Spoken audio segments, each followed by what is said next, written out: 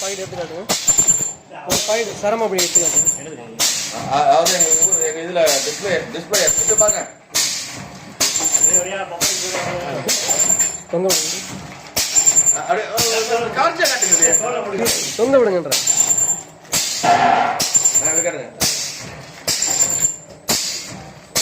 திருப்பி காட்டுங்க.